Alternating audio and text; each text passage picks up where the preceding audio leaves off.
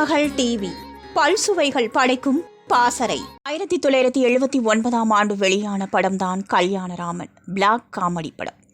இந்த படத்தை GN ரங்கராஜன் இயக்கியிருந்தார் மற்றும் பஞ்சு அருணாச்சலம் திரைக்கதை வசனம் எழுதினார். கமல்ஹாசன் மற்றும் ஸ்ரீதேவி ஆகியோர் நடித்தனர். ஒரு தேயிலை தோட்ட உரிமையாளரின் அப்பாவி மகனான கல்யாணம் ஒரு ஏழை பெண்ணை காதலிக்கிறார்.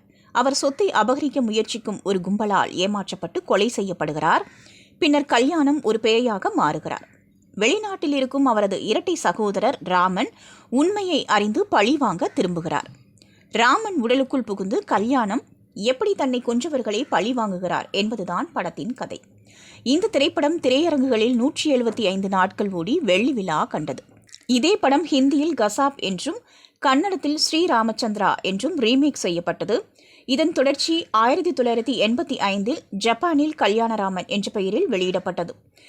கல்யாணராமன் படத்தின் கதை பஞ்சு அருணாச்சலத்தின் கதையோ இயக்குனர் ரங்கராஜன் கதையோ அல்ல. 1948 ஆண்டில் வெளிவந்த இது நிஜமா என்ற படத்தின் கதை. இந்த கதையை அப்படியே உல்டா செய்து உருவானதுதான் கல்யாணராமன். கல்யாணராமன் படத்தில் இரட்டை சகோதரர்களில் ஒருவர் இந்தியாவில் கொலை செய்யப்படுவார். பழிவாங்க இன்னொரு சகோதரர் வெளிநாட்டிலிருந்து வருவார். இது நிஜமா படத்தில் வெளிநாட்டில் கொலை செய்யப்படும் சகோதரர் ஆவியாக இந்தியா வருவார். அவருக்கு இங்குள்ள சகோதரர் உதவி செய்வார். இது நிஜமா படமும் அதை இயக்கிய கிருஷ்ண கோபாலின் கதையோ திரைக்கதை வசனம் எழுதிய வீணை பாலச்சந்தர் கதையோ அல்ல.